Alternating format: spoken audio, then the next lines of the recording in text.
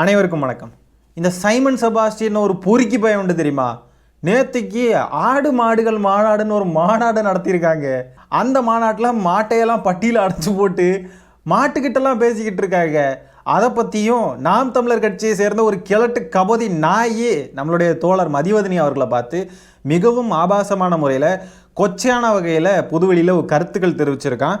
இதையும் பற்றி தான் இந்த வீடியோவில் நம்ம ஃபுல்லாக பார்க்க போகிறோம். இந்த வீடியோ வந்து என்னுடைய ரெகுலர் ஆடியன்ஸ், நான் டீசெண்டாக பேசணும்னு எதிர்பார்க்கக்கூடிய ஆடியன்ஸுக்கு கிடையாது. ஸோ நான் டீசெண்டாக பார்க்கணுன்னு எதிர்பார்க்குற நபர்கள் இப்போவே வீடியோ விட்டு ஸ்கிப் பண்ணிடலாம். நான் ஆரம்பித்த துணியிலேயே நீங்கள் கண்டுபிடிச்சிருப்பீங்க நான் என்ன மாதிரி பேச போகிறேன் அப்படின்ட்டு. அதனால் வீடியோவை நீங்கள் பார்க்க விருப்பம் இல்லாதவங்க ஸ்கிப் பண்ணிட்டு போயிடலாம். இப்போ வாங்க வீடியோக்குள்ளே போயிடலாம். ஏங்க என்ன ஆயிடுச்சு அப்படின்னா, கொஞ்ச நாளைக்கு முன்னாடி இந்த கல் இறக்கும் போராட்டம்னு கல் இறக்கி குடிச்சிட்டு இருந்தா அந்த குடிகாரப்ப அந்த நேரம் என்ன சொன்னான் அப்படின்னா, நான் அடுத்ததான் ஆடு மாடாடு நடத்த போகிறேன் அப்படின்னு சொல்லிட்டு இருந்தான். நம்மளும் சரி சும்மா சொல்கிறான் போல அப்படின்னு நினச்சா உண்மையாலுமே நடத்திட்டாங்க. அவன் நேற்றுக்கு பண்ணியிருக்கிறத பார்க்குறப்போ ஆட லூசு கூமுட்டப்பையில மாடாடுகளுக்கு என்னடா புரியும், அதுங்களெல்லாம் எதுக்கடா இப்படி கூட்டிகிட்டு வந்துச்சு கொடுமைப்படுத்துற அப்படின்ற மாதிரி தான் இருந்துச்சு நமக்கு. சேரக்கூடாத இடம் சேர்ந்து இப்படி ஆயிட்டியே சைமன் செபாஸ்டியன், என்ன இப்படி ஆயிட்ட? மாட்டு கூடையெல்லாம் போய் பேசிக்கிட்டு இருக்கான். மாட்டு மூத்திரத்தை குடிக்க போயிட்டாங்க கடைசியில் பாருங்க, சங்கி பயலுக மாதிரியே. ஓட்டுரிமை இருந்தால்தான் மதிப்பீர்கள் என்றால் எங்களுக்கு ஓட்டுரிமை கொடுங்கள். இதுதான் ஆடு மாடுகளை நமக்கு வைக்கிற கோரிக்கை. உங்களால் நல்ல தலைவர்களை தேர்வு செய்ய முடியவில்லை, எங்களுக்கு ஓட்டுரிமை கொடுங்கள், அப்ப நாங்களாவது நல்ல தலைவர்களை தேர்வு செய்கிறோம் என்பதுதான் ஆடு மாடுகளும் இந்த மாநாட்டில் முன்வைக்கிற கோரிக்கை.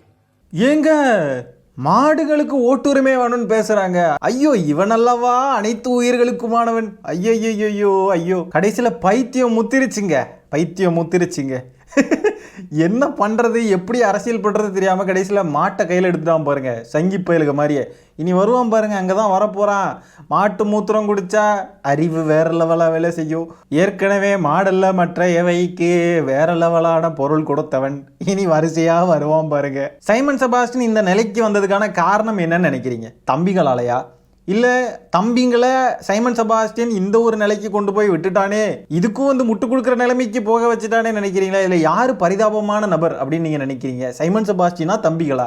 ஆடு மாடுகளுக்கு ஓட்டுரிமை வேணும்னு கேட்குறிய சைமன் செபாஸ்டியன், அந்த ஆடு மாடு தமிழ் மாடா, தமிழ்நாட்டு தமிழ் தேசியம் பேசக்கூடிய ஆடு மாடா, என்ன எதுன்னு பார்த்து தானே நீ அதுக்கெல்லாம் ஓட்டு உரிமை கொடுக்கணும். அது தமிழ் மாடு தான் அப்படின்னு நீ எப்படி கண்டுபிடிப்ப? அது தமிழ் ஜாதி மாடு தான் அப்படின்னு எப்படி கண்டுபிடிப்ப? மூத்திரத்தை குடிச்சு கண்டுபிடிப்பியா? உங்கள் தம்பிமார்கள்லாம் அதில் பயங்கர ஸ்பெஷலிஸ்ட் ஆச்சே.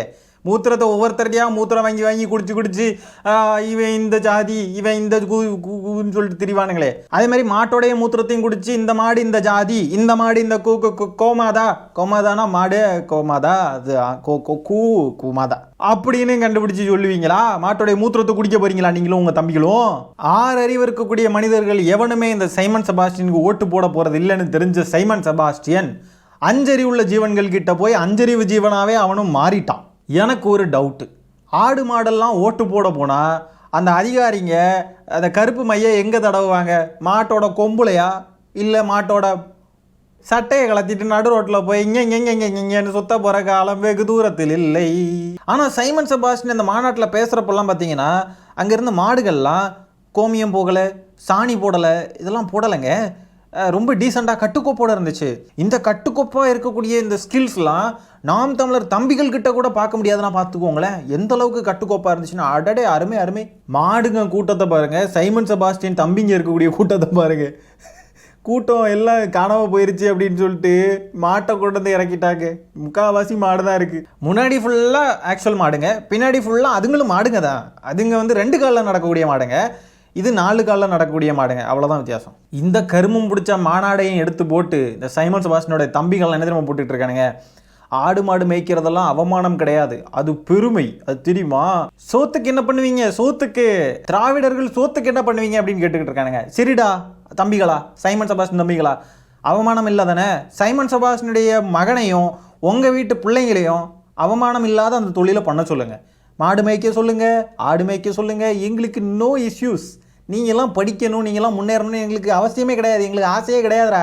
எங்கள் வீட்டு பிள்ளைங்களும் தமிழ்நாட்டு பிள்ளைங்களும் படித்து முன்னுக்க வரணும். உங்கள் வீட்டு பிள்ளைங்களை போய் அந்த தொழிலை பார்க்க சொல்லுங்கடா பரதேசி பயல்களா. திருமால் பெருமாள் கண்ணன் ஆடு மாடு மேய்த்தனர், இயேசு நபிகள் நாயகம் ஆடு மாடு மேய்த்தனர் அப்படின்னு சொல்லியிருக்கான் சைமன் செபாஸ்டியன். அட பாவி பயலே, இனிமே யாரையாவதுலாம் திட்டணும்னா எரும மாடுலாம் திட்டக்கூடாதான். ஐயோடா, ஐயோயோ, என்னமா, ஐயோ புரட்சியாளனப்பா இந்த சைமன் செபாஸ்டியன். கண்ணன் இயேசு இவங்கெல்லாம் வந்து ஆடு மாடு மேய்ச்சாங்கன்னா ஆமாம் மேய்ச்சாங்க, சரி ரைட்டு. அவங்கெல்லாம் வந்து அந்த காலத்தில் எதுவும் வழி இல்லாமல் அவங்கெல்லாம் ஆடு மாடு மேய்க்கிறதும் ஒரே வேலைன்னு இருந்து மேய்ச்சாங்க.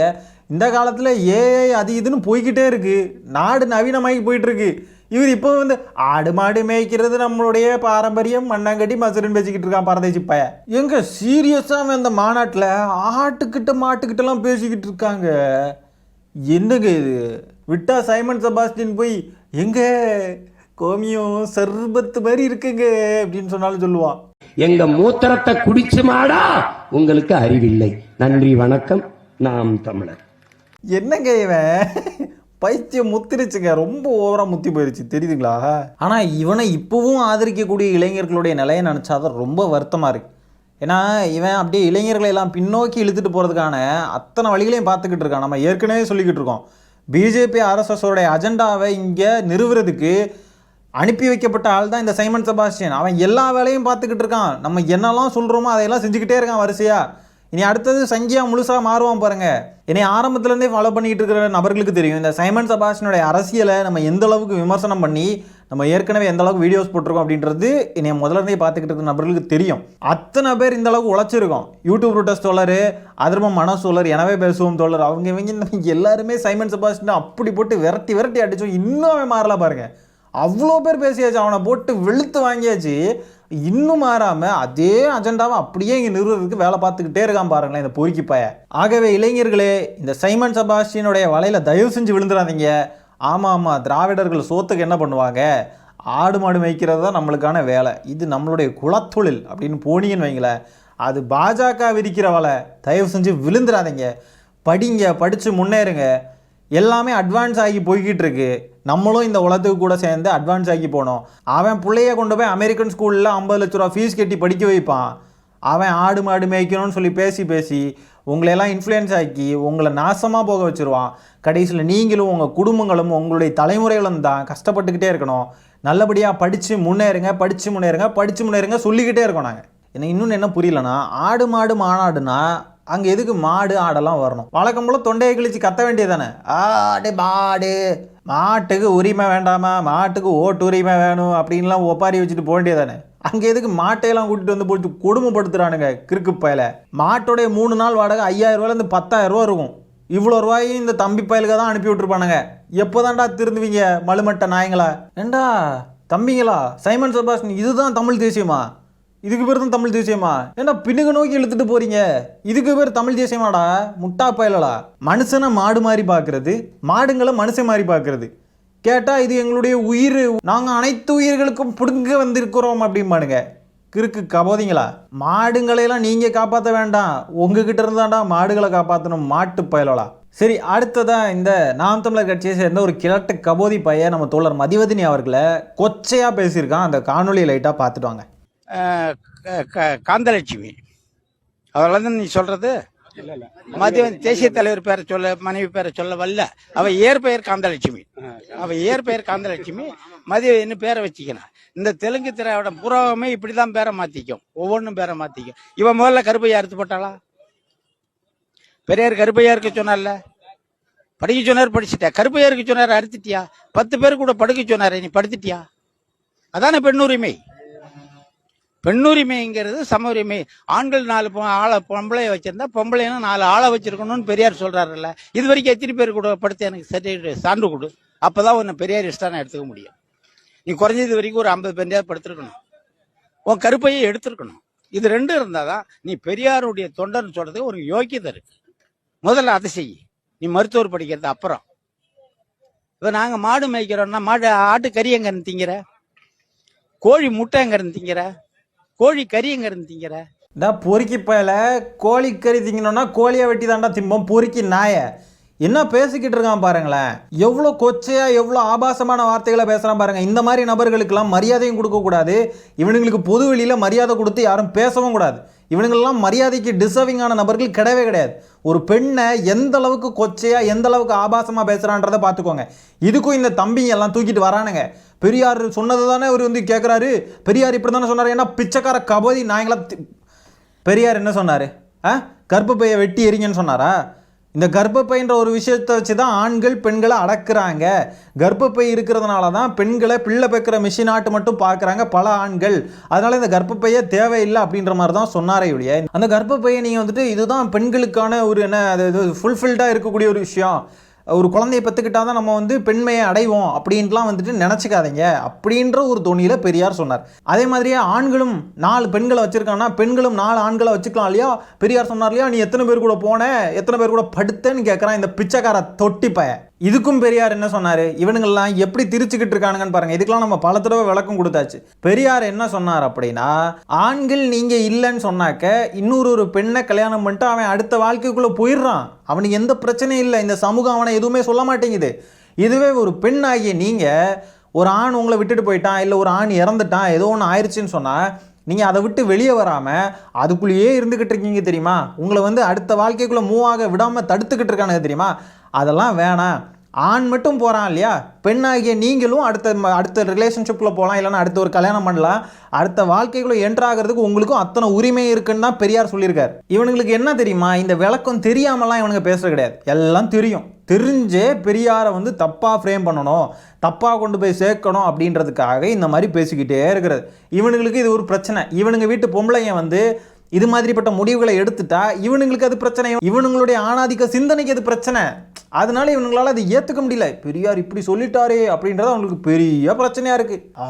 கர்ப்பப்பையை வெட்டி இருக்கேன்னு சொல்லிட்டாரு, 4 ஆம்பளைங்க கூட போச்சு விட்டாரு பெரியாரு, இதுதான் பெண்ணியம், பெரியாரிஸ்டுகள் பொம்பளைங்கள்லாம் வந்து காட்டுங்க எத்தனை பேர் கூட படுத்தன்ற சான்ற காட்டு அப்படின்னு சொல்லிட்டு மென்டல் மாதிரி பேசிக்கிட்டு இருக்கானுங்க. ஒரு வயசு முதிர்ச்சி அடைஞ்ச ஒரு நபர் அவனுடைய மக வயசு இருக்கக்கூடிய ஒரு பொண்ணை பார்த்து பொது வெளியில் இப்படி வந்து நீ எத்தனை பேர் கூட படுத்தன்ற சான்ற காட்டுன்னு சொல்லி ஒரு பொறுக்கி பய கேட்குறான்னா அவன் எப்படிப்பட்ட தெருப்பொறுக்கியார் பண்ணுறதை பார்த்துக்கோங்க நீங்கள். இவனுங்களெல்லாம் நாகரிகமான முறையில் உட்காந்துருந்தா ஐயா பெரியார் இப்படி சொன்னார் ஐயா அப்படின்லாம் இருந்து சொல்லிக்கிட்டு இருக்கிறதெல்லாம் செட்டே ஆகாது. இவனுங்க கிட்டலாம் எப்படி இவனுங்களை அடித்து ஆடணுமோ அப்படி தான் அடித்து ஆடணும். அப்படி அடித்து தான் இவங்களை இப்போ ஓரங்கட்டி விட்டு இவங்க நொன்னே இருக்கான் இல்லையா, நொன்னே இப்போ மாட்டுக்கிட்டலாம் பேசிக்கிட்டு இருக்க நிலைமைக்கு போயிருக்கான். பிச்சைக்கார கபதிங்களா. மதிவதனி தோழர் அவர்கள் பேசக்கூடிய அரசியல் மேலே ஏதாவது விமர்சனம் இருக்குன்னா அது அரசியல் ரீதியாக மட்டும் பேசிட்டு போய்கிட்டே இருக்கணும்.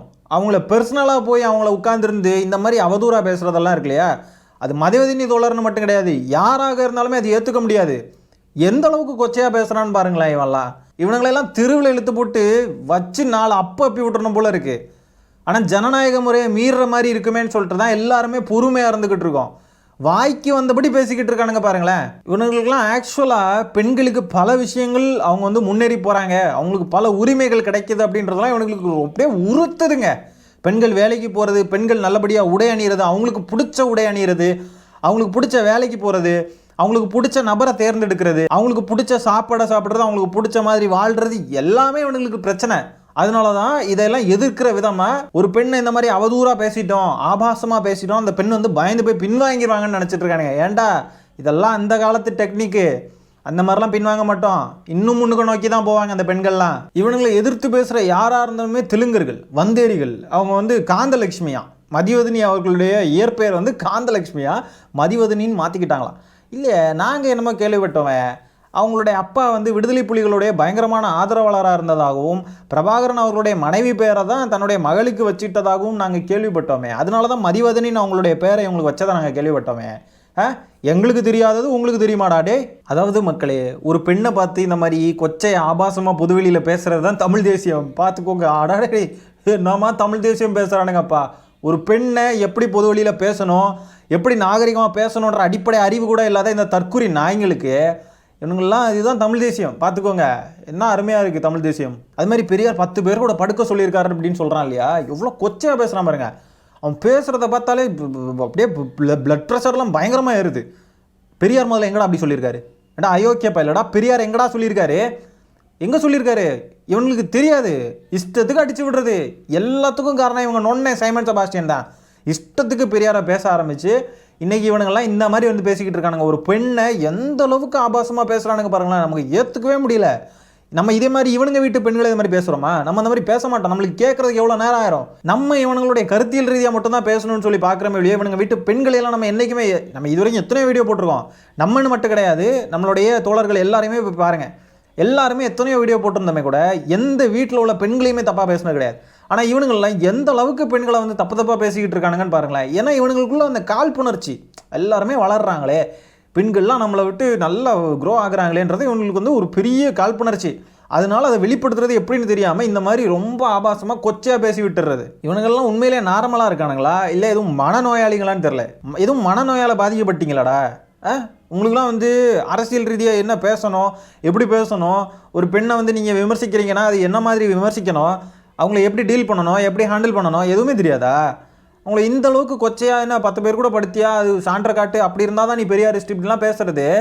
உங்களுடைய தரம் என்ன அப்படின்றது தெளிவாக தெரியுது. இதில் இருந்தே அந்த பெண்ணுக்கு ஒரு எதிர்கருத்து இருக்குது அப்படின்றதுக்காக அந்த பெண்ணை எந்த அளவுக்கு கொச்சையாக பேசுகிறானுங்கன்னா, அப்போ இவங்களுடைய வீட்டில் இருக்க பெண்கள் இவங்களை எதிர்த்து பேசிட்டாலோ எதிர்கருத்து வச்சுட்டாலோ வீட்டில் இருக்க பெண்களை எந்த மாதிரிலாம் டார்கெட் பண்ணி எப்படிலாம் பேசுவானுங்க? பொதுவெளியில் வந்து 100 பெண்ணு அவங்களுக்கும் இவங்களுக்கும் சம்மந்தமே இருக்காது. பர்சனலி யாருன்னே தெரியாது, அரசியல் ரீதியாக தான் தெரியும்னு வச்சுக்கோங்களேன். அப்படிப்பட்ட ஏதோ ஒரு பெண்ணையே இந்த மாதிரி பேசுகிறானுங்கன்னா அப்போ வீட்டில் இருக்கக்கூடிய பெண்களை எந்த மாதிரி இவனுங்க பேசுவானுங்க அப்படின்றத பார்த்துக்குவாங்க. இப்போ நமக்கு அடுத்த கேள்வி யார்கிட்ட வருதுன்னா, இவங்க கட்சியில் இருக்கக்கூடிய பெண்கள் இருக்காங்க இல்லையா, இவங்கள எங்கே போனாங்க? இந்த மாதிரி பேசுகிறதெல்லாம் இவங்களாம் வரவேற்கிறாங்களா? இவ்வளோ கேவலமாக கொச்சையாக பேசுகிறதெல்லாம் யாருமே கண்டிக்கலையே.